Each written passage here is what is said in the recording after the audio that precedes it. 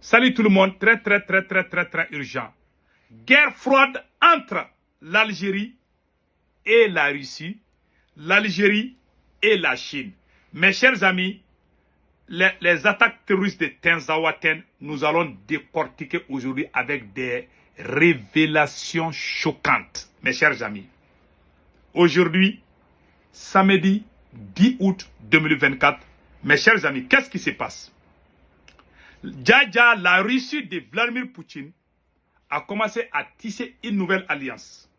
Auparavant, c'est l'Algérie qui était numéro 1 pour la Russie en Afrique. Aujourd'hui, l'Algérie a préféré Maréchal Khalifa Haftar de la Libye. Je vais vous montrer sa photo. C'est lui aujourd'hui que les Russes font confiance. Donc, tout ce qui se passe au Sahel, ça passe par la Libye. Il s'appelle Khalifa Haftar, Maréchal Khalifa Haftar. Le président algérien est jaloux de ces messieurs. Deuxièmement, l'Algérie voulait être le patron ou la patronne du Sahel. Mais malheureusement, c'est lui. C'est Khalifa Haftar, Maréchal Khalifa Haftar. Son fils était au Burkina Faso pour rencontrer le capitaine Ibrahim Traoré. Voilà sa photo. Donc, qu'est-ce qui se passe aujourd'hui? La Chine a cessé d'investir actuellement en Libye, d'après un citoyen algérien que je vais vous montrer tout de suite. Deuxièmement, la Chine n'est pas contente de ce que l'Algérie fait. Et la Russie non plus. Donc, Vladimir Poutine ne fait plus confiance à Tebboune. C'est un Algérien qui le dit. Je vais vous montrer toutes les vidéos. Donc, la nouvelle alliance, c'est de la Libye de Benghazi jusqu'au Tchad, Burkina Faso, Niger et au Mali. Donc, écoutons un frère qui va tout dire. Voilà, il va tout dire tout de suite. Donc, allons-y rapidement. Pour la Russie de Poutine qui tourne le dos à l'Algérie. Elle tourne le dos. L'Algérie de Poutine, elle est proche du maréchal Haftar. L'allié dans la région de Poutine, maintenant, c'est plus le régime algérien, c'est la Libye du maréchal Haftar. Voilà. Les Algériens et les Algériens ne le savent pas. Voilà. Aujourd'hui, c'est une vérité qui se joue entre le Burkina Faso, le Mali, le Niger et le Tchad avec le maréchal Haftar. Le début juillet dernier, le fils du maréchal Haftar, Saddam Haftar, est parti à Ouagadougou en mission, il est parti au Tchad en mission, à bord d'un jet privé, des accords ont été liés avec le Tchad, des accords militaires, des accords de sécuritaire, on parle même d'investissement, on parle même d'une coalition, d'une alliance qui est en train de se construire, et les spécialistes de la Russie le disent que la Russie maintenant travaille sur un couloir d'influence russe dans la région qui commence de Benghazi et qui va jusqu'à Ouagadougou, en passant par Bamako et Niamey. Voilà les nouveaux alliés de la Russie. Et la Russie préfère s'allier avec des adversaires de l'Algérie. Le maréchal Haftar est un adversaire déclaré de l'Algérie. L'Algérie soutient ses ennemis qui sont à Tripoli. Voilà. Elle est contre que la Libye soit dirigée, monopolisée ou gouvernée par le maréchal Haftar qui veut s'emparer de tout le pouvoir à Benghazi, parce que le maréchal Haftar, il est proche des Émiratis, il est financé par les Émiratis et par les Russes. Les Russes et les Émiratis sont des alliés aujourd'hui dans la région. Les Émiratis et les Russes se soutiennent, que ce soit au Sahel, que ce soit en Libye, voilà. Que ce soit en Centrafrique, que ce soit les Wagner, maintenant les forces de Wagner passent aujourd'hui par Benghazi pour aller jusqu'à... Ils ne passent pas par Alger, ils passent par Benghazi pour aller en Centrafrique, pour aller au Soudan, pour aller à Ouagadougou, pour aller à Niamey, pour aller à Bamako. Voilà. Donc, le monde a changé. Depuis 2023, Poutine a zappé le régime algérien. A zappé. On est loin de ces images à Poutine qui déroule le tapis rouge, un accueil impérial. Voilà. Royal pour Abdelmajid Tebboune qui est venu à Moscou, et en juin 2023, ensuite à Saint-Pétersbourg. Voilà. On a signé une déclaration d'un partenariat approfondi avec la Russie. En juin 2023, il y a eu des entraînements militaires russes avec l'armée algérienne, fait dans une localité pas loin des frontières au Maroc, dans la ville de Béchar, en février 2023. L'Algérie de 2021 à 2023 a tout fait pour être dans le giron russe. Mais depuis que la Russie n'a pas validé, n'a pas soutenu l'Algérie dans son adhésion au BRICS, depuis que la Russie a construit de très bonnes relations avec les Émirats arabes unis, et depuis que la Russie s'est implantée, a dégagé, remplace la France comme étant le nouveau gendarme, une nouvelle force, nouveau pays très influent dans les pays du Sahel, et depuis que le maréchal Haftar est en train de s'imposer comme une force politique majeure en Libye et un acteur diplomatique majeur aussi avec ces pays voisins, notamment le Niger et le Tchad, et maintenant le Burkina Faso et le Mali, et ben l'équation géopolitique a totalement changé. Yes. La Russie n'est plus dans le camp de l'Algérie, c'est la première fois. Voilà. On est dans deux camps adverses, que ce soit en Libye, que ce soit au Mali, que ce soit au Burkina Faso, Voilà. que ce soit dans le Sahel, C'est la que ce soit vérité. dans le monde arabe. Poutine Voilà. est parti voir, et quand il vient dans le monde arabe, il ne vient pas en Algérie. Il vient il part à Poutine. il part à Abu Dhabi et à Riyad, en Arabie Saoudite, qui sont des puissances qui ont écarté, qui écartent l'Algérie, qui relativisent le poids, qui luttent contre l'influence géopolitique de l'Algérie. Nous sommes aujourd'hui encerclés. On n'a plus d'amis, vous dites la vérité. Crise cyclique avec la France, crise avec Voilà, crise avec la France. l'Espagne, avec nous avons de bonnes relations qu'avec l'Italie, des relations superficielles uniquement économiques, et d'excellentes relations politiques uniquement avec la Tunisie, Voilà. et de bons rapports avec la Mauritanie. Et une partie de la Libye est à Tripoli. Mais la Libye la plus puissante, la plus militarisée et la plus soutenue par les grandes puissances, c'est la maréchale Haftar. Parce que Haftar Voilà. est soutenu par les Émirats, par l'Arabie Saoudite, par l'Égypte, Voilà. par la Russie. C'est clair comme l'eau de roche. Les Européens préfèrent Voilà. Haftar aux islamistes de Tripoli, alors que Haftar il est pro-russe. Et même les Européens ils préfèrent un pro-russe que les amis du régime algérien qui sont les islamistes de Tripoli ou là, les autres factions libyennes qui dirigent Tripoli qui sont soi-disant normalement eux c'est eux qui ont la reconnaissance internationale. Voilà. Depuis quand vous n'avez pas vu Sergei Lavrov faire une escale en Algérie? Voilà. En février 2024, ça Voilà. a été un symbole. Voilà. Lavrov a fait escale à Casablanca, Voilà. il n'a pas fait une escale à Alger. Voilà. Il n'a pas fait une escale ça fait longtemps que la Russie n'a pas envoyé un haut officiel. Il y a eu le président de la Douma qui est venu récemment à Alger, mais voilà, c'était pas très cordial, c'était en fin juillet 2023, voilà, la Douma, c'est pas le ministère des Affaires étrangères, c'est pas le Kremlin, c'est pas, voilà, les contrats d'armement d'Algérie et de la Russie, on n'en parle plus. Moi, je parle à pas mal de sources militaires qui m'assurent que l'Algérie ne s'approvisionne plus comme avant auprès de la Russie. Il y a des problèmes de paiement, etc. pour l'église. Voilà. Ça fait mal, hein. La Russie ne montre plus aucun empressement pour fournir des armes Voilà. à l'Algérie. Donc, Voilà. la Russie de Poutine n'est plus cet ami de l'Algérie. Voilà. Et c'est la première. N'est plus cet ami de l'Algérie. Voilà la vérité aujourd'hui. L'Algérie a roulé la Russie dans la farine. L'Algérie a roulé la Russie dans la farine. Et la Chine aussi a cessé d'investir là-bas. Il va dire ça aussi. Donc on écoute. Voilà. Ça, on a des problèmes. Il y a eu des mésententes pour la chute de l'Union soviétique. Il y a eu des problèmes de négociation avec la tête russe au début du mandat de Bouteflika. Mais les rapports ont toujours été très cordiaux et jamais la Russie n'a soutenu un camp anti-algérien. Je rappelle que pour l'Algérie, la Russie était un partenaire historique. Le 26 juin 1956, c'est la Russie, c'est l'Union soviétique qui avait soutenu la première fois comme grande puissance l'inscription de la question algérienne à l'ordre du jour du Conseil de sécurité. Je rappelle que l'Union soviétique, c'était, avec l'Iran, les seuls qui ont voté en faveur de l'inscription de la question algérienne à l'ordre du jour à l'époque, 1956. Mais l'Algérie a oublié ça. L'Algérie a oublié ça. La reconnaissance de l'Algérie, la fourniture des armes, les coopérants russes, la coopération avec l'Algérie. L'Algérie a oublié tout ça. L'Algérie indépendante. Voilà.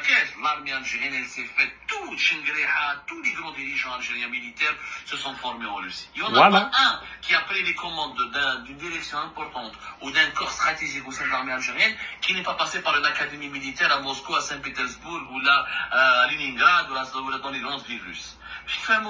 C'est une relation qui a toujours été extrêmement stratégique.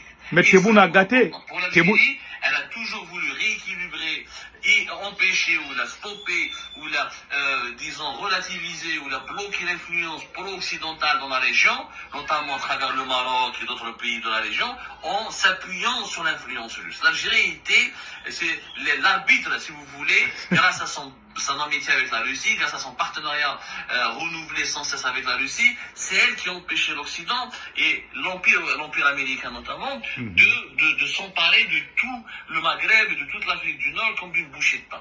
Voilà. اليوم نشوفوا il y a des divergences majeures. Pourquoi il y a des divergences? Parce que Tebboune a compris, plutôt que Vladimir Poutine a compris que Tebboune n'était pas fiable. Voilà. Tebboune, il faut aller pour l'Occident. Alors 2020-2022, il se rapproche de la Russie. Quand il voit que les BRICS ne veulent pas de lui et que la Russie ne peut pas lui fournir de quoi intégrer les BRICS, il se retourne contre la Russie sur l'approche des Occidentaux. Un jour, il est ami avec Moscou. Demain, il est ami avec Paris. Voilà. Après-demain, il y a un jour... Le président algérien comme ça. Il vient en 2023, il vient à Moscou, Saint-Pétersbourg, il soutient Poutine, il insulte l'Occident. Le lendemain, il se rapproche de l'Occident, il envoie des délégations à Washington, etc. Il rencontre l'ambassadrice américaine et il se rapproche de la France, il signe un partenariat stratégique avec Paris. Je crois que Poutine n'est pas fiable. Il a compris dès le départ que Poutine voulait il utilisait la Russie, il utilisait la carte Moscou pour faire peur à l'Occident, voilà. arracher des avantages. C'était ça sa stratégie. Il a arraché des avantages sur la question du gaz. Quand l'Union européenne a sanctionné les Russes, elle a cherché d'autres fournisseurs, c'est l'Algérie qui est venue à la rescousse de certains pays européens comme l'Italie. C'est pas bon. Une politique anti-russe. Sur le gaz, on a toujours été le concurrent. Voilà. On n'a jamais fait un accord avec la Russie pour essayer de faire plier l'Europe. Voilà. Ensuite, s'il n'y avait pas la visite importante, Boun, il a utilisé son rapprochement avec Moscou pour convaincre, pour obliger. Donc, vous avez vu maintenant, voilà ce qui se passe.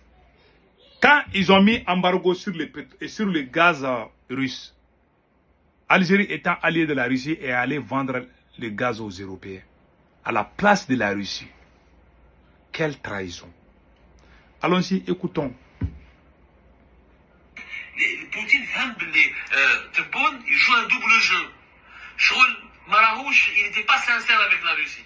D'ailleurs, Tebboune a été sincère ni avec la Russie ni avec la Chine. C'est pour ça qu'ils ne nous ont pas soutenus, ils n'ont pas voulu de nous au sein des BRICS, parce que Chef Bouffet est un homme instable. Un jour il est pro-Occident, un autre jour il est plus pro-Russie et pro-Chine, il est vers l'Occident. En fait, Tebboune cherchait juste, il fréquente que les pays où il y a des dirigeants qui lui accordent un peu de prestige, qui lui déroulent le tapis rouge, qui essayent de lui satisfaire son ego.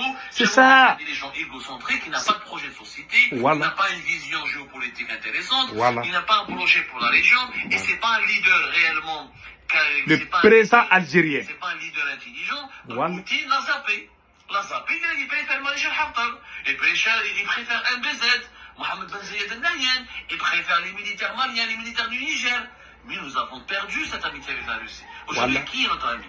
Et dans les États-Unis, on s'est rapproché d'eux. Les États-Unis sont toujours été pro-marocains. Ils ne seront jamais pro-algériens au détriment du Maroc. Bon, les États-Unis n'ont pas intérêt à ce qu'il y ait une guerre entre l'Algérie et le Maroc. On a expliqué. Les États-Unis veulent juste dans la paix, veulent un rapport équilibré entre les deux pays. Mais ils n'ont jamais été pro-algériens, ils ne le seront jamais. Et ils vont toujours préférer les intérêts marocains aux intérêts aussi des intérêts des pays. Ça, c'est clair. Aux intérêts algériens. Aujourd'hui, c'est clair. On s'est disputé avec tout le monde. Voilà. On a perdu nos partenaires, on a perdu les bonnes relations avec tout le monde. L'Algérie a toujours été respectée par l'Occident parce que l'Occident avait toujours peur que l'Algérie soit une base arrière russe.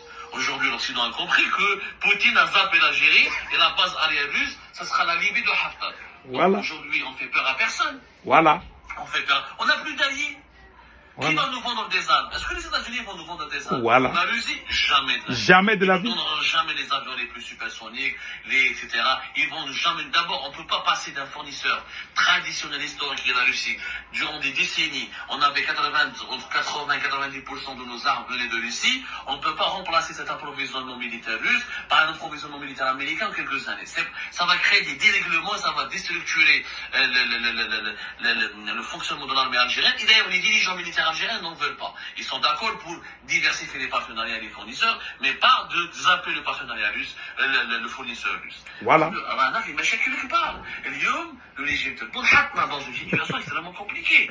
La polémique d'Ayman Khalif et les attaques de la Russie démontrent quoi? Dévoilent que la Russie est en train de dire clairement l'Algérie ce n'est plus mon ami, ce n'est plus mon ami traditionnel, on n'est plus amis, on n'est plus dans le même camp, on est dans deux camps totalement adverses. Et aujourd'hui, pour la Russie de Poutine, l'Algérie de Tebboune est un adversaire, en tout cas est un parti, est un pion. Le message politique. Derrière l'affaire Ayman Khalif, il y a un agenda politique. C'est un boxeur qui violente les femmes et ça, c'est l'exemple de l'influence des lobbies du LGBT que le monde occidental veut imposer au monde entier. Ça veut dire que l'Algérie, elle est un pion de l'Occident. Voilà. Le message subliminal, il est clair. On ne veut pas d'un pion de l'Occident dans la région. Voilà. Et là, on te bout de la route dans une grosse merde, parce qu'ils ne s'entendent pas avec l'Occident réellement. On se dispute avec la France, avec l'Espagne, des rapports superficiels avec les États-Unis, on n'a pas conclu réellement de deal, de partenariat important. Voilà. Parce que les États-Unis d'Amérique, pour que les Américains soutiennent, protègent, ou accordent de l'aide, construisent des relations extrêmement solides avec l'Algérie, ils ont toujours exigé comme condition un rapport de paix et de bon voisinage avec le Maroc. Le régime Tebboune ne veut pas de bon rapport de voisinage et de paix avec le Maroc. Donc, qu'est-ce qu'il veut le régime Tebboune? On ne sait pas. Il gesticule, il provoque des crises avec tout le monde, il s'isole, et aujourd'hui, il ne reste que la Mauritanie et la Tunisie. Voilà. Et le gouvernement libyen de Tripoli. C'est les seuls avec lesquels on s'entend. Et encore, et cette entente, je ne sais même pas si elle est sincère, si elle est solide, et si elle est durable. Voilà. Donc, voilà un peu. Tu as vu? Donc, ici, il a tout dévoilé. Maintenant, les relations secrètes entre l'Algérie et les groupes armés terroristes, il va dévoiler ça aussi. Écoutons cela aussi. Essentiellement soutenu par l'Algérie. Une bonne partie des forces militaires azawad ont des représentants qui vivent en Algérie, qui vivent à Alger, ils vivent à Alger, qui sont réfugiés en Algérie, qui sont soignés dans les villages du sud du pays, comme Adra, ou la Tamanrasset notamment. Certains de ces mouvements sont même soutenus financièrement, politiquement et logistiquement par l'Algérie pour lutter contre le développement. Donc vous avez vu maintenant, ils sont logés et nourris par l'Algérie. C'est des vérités, c'est des secrets de polichinelle, tout le monde le sait. Il y a des membres éminents des rebelles Touareg, même certains membres qui le mouvement qui Hakim Ansar Din, il est pro-algérien ou l'Algérie est tahkam fait. Donc c'est des secrets de polichinelle et ma'roufin depuis des années. Je dis bien depuis des années. Yad Aghali, je parle de Yad Aghali, le principal dirigeant d'Ansar Din, qui a été un mouvement islamiste, mais qui luttait contre les autres mouvements affiliés à Al-Qaïda. Donc voilà la complicité entre l'Algérie et les groupes terroristes. Et le divorce entre l'Algérie et la Russie. Donc vous avez tous compris maintenant. Mes chers amis, passez excellent week-end. Il y a une bonne nouvelle. La bonne nouvelle est que le ministre de la Défense du Mali est actuellement en Russie. Les bonnes nouvelles en téléchargement pour le peuple du Sahel. Passez excellent week-end. Ciao, ciao.